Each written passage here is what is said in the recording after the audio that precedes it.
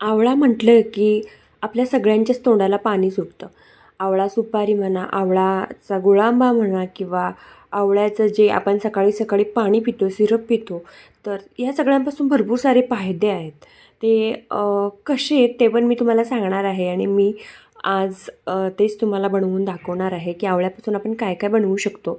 तर इथे बघा मी फ्रेश असे मस्तपैकी ताजे ताजे 2 किलो आवळे घेतलेले आहेत. आणि याच्यामधले आपल्याला असे डाग पडलेले जे आवळे असतील ते बाजूला काढायचे आहेत, कारण आपल्याला ही रेसिपी जास्तीत जास्त टिकवण्याचा प्रयत्न करायचा आहे. तर छानपैकी फ्रेश आवळे पाण्याने स्वच्छ धुवून घ्यायचं नाही, कारण ओल्या कापडाने पुसून घ्यायचं. कारण याचं जर तुम्ही पाण्यात हे आवळे घातले तर जास्त वेळ टिकण्याची गॅरंटी कमी असते. त्यामुळे ओल्या कापडने स्वच्छ धुवून घ्यायचे. त्यानंतर आता मी पातेल्यामध्ये 4 ग्लास पाणी घातलं आहे आणि त्याच्यानंतर ते आवळे त्याच्यामध्ये घालून घ्यायचे. मस्तपैकी वाफ येऊ द्यायची छान. मंद आचेवरती एक 10 मिनिटं ठेवायची. त्याच्यानंतर 10 मिनिटानंतर पाण्याला बघा असा फेस यायला सुरुवात होते आणि वरचं जे आवरण असतं ते बघा सुरकुतल्यासारखं दिसतं. तेव्हा समजून जायचं की ह्या आवळ्याला एक वाफ जी आहे ती आलेली आहे. पाणी असं सळसळतं. आता मी गॅस बंद केलेला आहे, त्यामुळे पाणी आता तुम्हाला शांत दिसेल. तर फेस येतो वरती. जास्त शिजवून घ्यायचं नाही, फक्त एक वाफ येऊ द्यायची. जेव्हा आवळा त्या बीपासून वेगळा व्हायला असे फाकायला लागतो किंवा आवरण जे असतं वरचं ते सुरकुतल्यासारखं होतं, तेव्हा तुम्ही समजून येत जायचं. त्यानंतर गॅस बंद करून घ्यायचा आणि ते आवळे सगळे आपण एका मोठ्या ताटामध्ये किंवा परातीमध्ये काढून घेऊया. आता गरम असतानाच काढून घ्यायचे. जास्त वेळ गरम पाण्यात ठेवायचं नाही, नाहीतर मग अजून ते जास्त शिजले जातील. आता आपण 2 इथे रेसिपी करणार आहोत. त्याच्यासाठी सेम प्रोसेस आहे इथंपर्यंत, म्हणजे आवळा शिजवून घेण्यापर्यंत सेम प्रोसेस आहे. तर सेपरेट 1-1 किलोचे आपण आवळे केलेले आहेत. तर सेम प्रोसेस इथंपर्यंत करायची आहे. सेम शिजवून घ्यायचं आणि आता मी तुम्हाला बोटाने दाबून दाखवलं तर आवळा बघा किती शिजलेला आहे. आपण लगेच प्रेस केलं ना की बघा असे बीपासून वेगळा होतो. तर आपण आवळ्याला ना चिरा मारून घेतल्या होत्या, असं 4 चिरा मारून घेतल्या होत्या, म्हणजे लगेचच शिजेल म्हणून. त्याच्यानंतर हे बीपासून वेगळे करायचे आणि हे बघा उरलेलं पाणी, तर बिया आणि बियांच्या वरती जे लागलेलं आवळ्याचं आवरण आहे, तर मी हे पाणी आणि एक 5 मिनटं शिजवून घेणार आहे आणि त्याच्यानंतर या बिया गाळून घेणार आहे. आणि हे बघू शकता, हे पाणी 4 ग्लास जे पाणी घातलं होतं, तर ह्याच्यामध्ये आवळ्याचा पुरा अर्क उतरतो आणि हे पाणी तुम्ही रोज सकाळी उठल्यानंतर पिऊ शकता. किंवा जेव्हा तुम्हाला डोकं धुवायचं असेल त्याच्या आधी 1 तासभर हे पाणी डोक्यामध्ये चंपी करायचं आणि तसंच ठेवून द्यायचं आणि त्याच्यानंतर वॉश करायचं डोकं. खूप चांगला रिझल्ट येतो. मी ट्राय केलेला आहे म्हणून मी तुम्हाला सांगते. खूप चांगला रिझल्ट येतो. पिलं तरी चालेल किंवा डोक्याला लावलं तरी चालेल. त्याच्यानंतर हे आवळे बघा मी असे बिया काढून घेतलेत आणि असे मोठे मोठे स्लाईस करून घेतले, म्हणजे एकदम छोटे पण केलेले नाहीत. त्याचे जे मधून बिया काढल्यावरती 4 भाग होतात, तर ते तसे केलेले आहेत आणि आता फोडून दाखवते. हे बघा इतका असा शिजलेला आहे आवळा.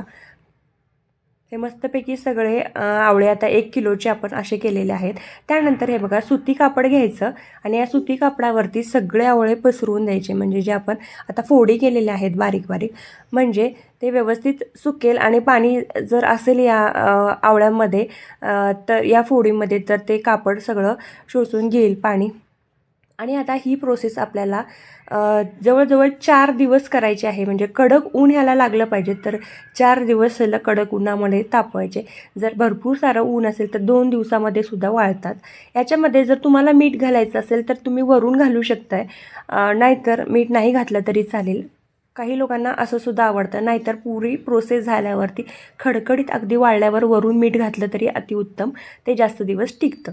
तर आता हे आवळे मी एक 4 ते 5 दिवस वाळवणार आहे. जोपर्यंत ताटात टाकल्यानंतर खडखड असा आवाज येत नाही तोपर्यंत मी याला वाळवणार आहे. आणि तुम्ही बघू शकताय मला जवळजवळ याला 5 दिवस लागले, तर कारण कडकडीत ऊन नव्हतं त्याच्यामुळे 5 दिवस लागले मला. आणि छानपैकी आता वाळलेले आहेत.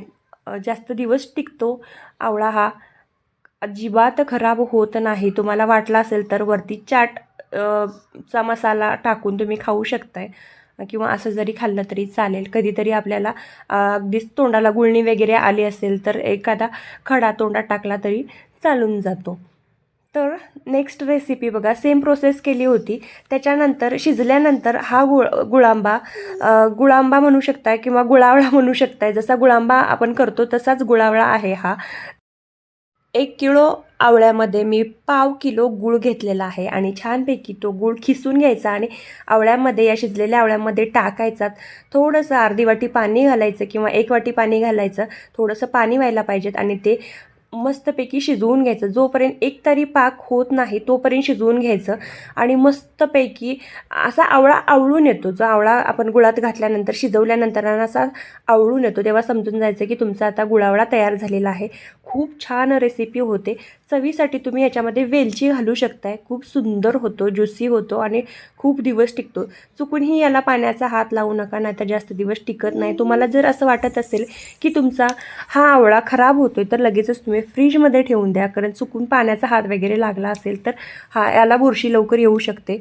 तर म्हणून अगदी सुक्या हाताने ही प्रोसेस करा, म्हणजे तुमच्या आवळ्याला काहीच होणार नाही आणि पॅकबंद डब्यामध्ये ठेवून द्या. अगदी वर्षभरसुद्धा टिकतो, अगदी काहीही होत नाही. कारण मी लास्ट इयर हा केक करून बघितला आहे. तर मी मागच्या वर्षी केलेला हा गुळावळा अजूनपर्यंत चांगला राहिलेला आहे, अजिबात खराब झालेला नाही. तर तुम्ही ही नक्की रेसिपी ट्राय करा आणि नक्की कमेंट करून सांगा की कशी वाटली तुम्हाला. अगदी सोप्या पद्धतीची रेसिपी आहे. 2 किलो आवळ्याचे मी 3 पदार्थ केलेले आहेत किंवा 3 रेसिपी केलेल्या आहेत. कशा वाटल्या तुम्हाला नक्की कमेंट करून सांगा. अशाच आपल्या व्हिडिओना लाईक करा, कमेंट करा आणि व्हिडिओ आवडला असल्यास नक्की शेअर करत जा. भेटूया अशाच नवनवीन व्हिडिओमध्ये. तोपर्यंत टाटा, बाय बाय, धन्यवाद.